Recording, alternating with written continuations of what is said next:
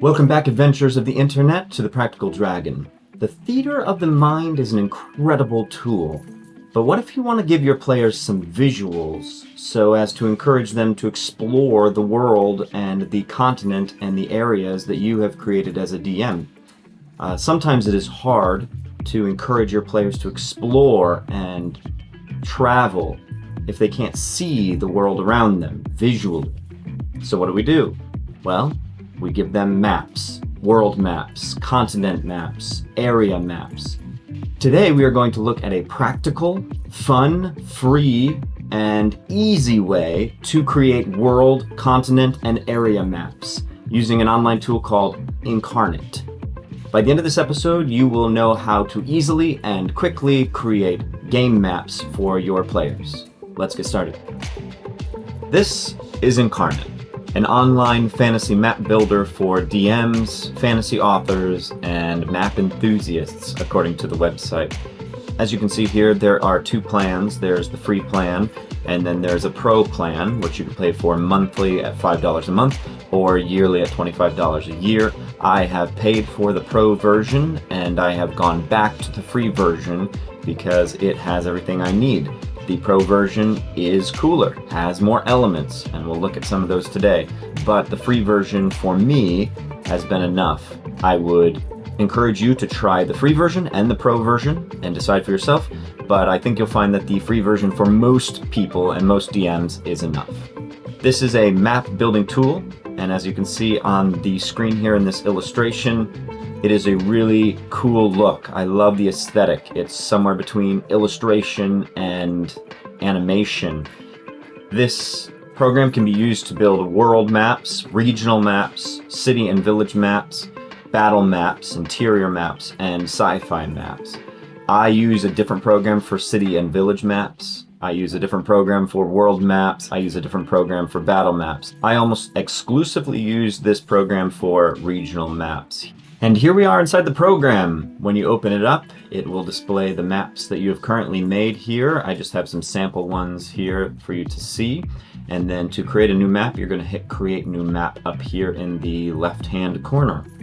It will then give you options for various kinds of maps. Again, I don't use any of these in this program specifically, except the third one down, which is the free fantasy world builder. You can also create battle maps, city maps, etc. But we're going to do the free world building one here. And here we are in the interface for Incarnate. Over here on the left-hand side is all of our tools. We're not going to go over every tool and capability of this program. The point of this video is to show you a few of its capabilities and what it's able to do, and give you a review of those abilities. So we have over here the cursor tool to move and select things. We have our shovel tool to add or eliminate ground here, and we can also change our brush size over here, and we can then paint on land here. And it is so much fun to create all the nooks and crannies and the world that we have inside of our minds. One of the coolest things about this program is as you draw things on, it not only provides a visual for your eventual players, but it's also inspiring. I want to call this island or archipelago area Heart Island or Heart Archipelago because it roughly looks like a heart. You can also subtract from the islands or your land if you want to with a subtraction tool. If you make your brush size small enough, this is how you would create rivers and lakes on your island and bodies of water. So we'll throw in a few of those here, random places around the map, show you how quick and easy it is to do so. And there we go, we have something unique and interesting to look at. There are two other tools that are really helpful. One is a texture tool. It's on the left-hand side underneath the shovel and the cursor tool. And you click on that and it brings you into this stamping or texture tool. You can see here at the top are the free ones. There are pro version ones, and maybe you'll look at those and say, ooh, I want those, and it's worth $5 to you. For me, these core products are enough for me. You have different colored waters, snow, different grasses, and desert. The second tool is here. It's called the Asset tool. It's underneath the other tools on the left-hand side. When you click it, it opens up this tab here, and we have all these assets. We have categories on the left-hand side. Importantly, These are the only ones that are free at the top. They're sufficient for me. You'll have to decide for yourself if they're sufficient for you. There are hills and mountains and caves and trees and different strongholds and towns here.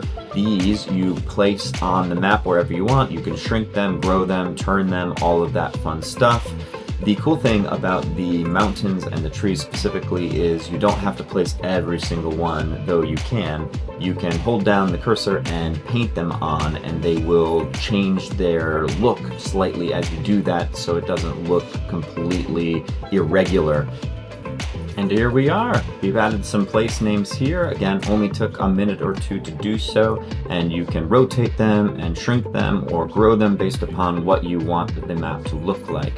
And even just after 5 or 6 minutes of work, this looks like a great place that you'd want to explore.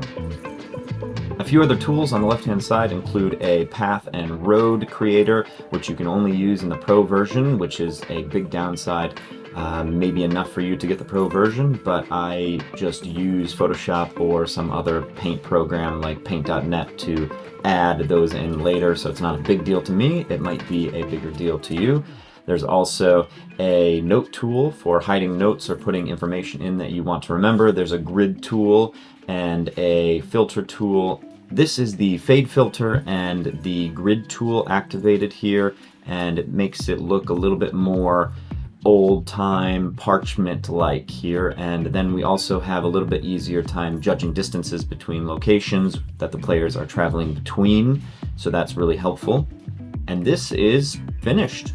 You could spend a lot more time on it if you wanted to, but this looks good and something you would be proud to show your players. All that's left is to download this map or to screen grab it and throw it into whatever medium you want to use. For example, I use PowerPoint, so I'll have it on a screen behind me so my players can all reference it and see it simultaneously.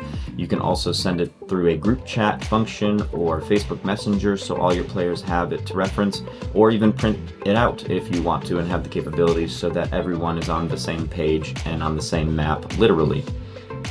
And that is all we have for today. It is a fantastic tool. Please go try it out, build, create, design. It's amazing to see your vision and your world come to life in front of you, and it is a great way to provide visuals to your players.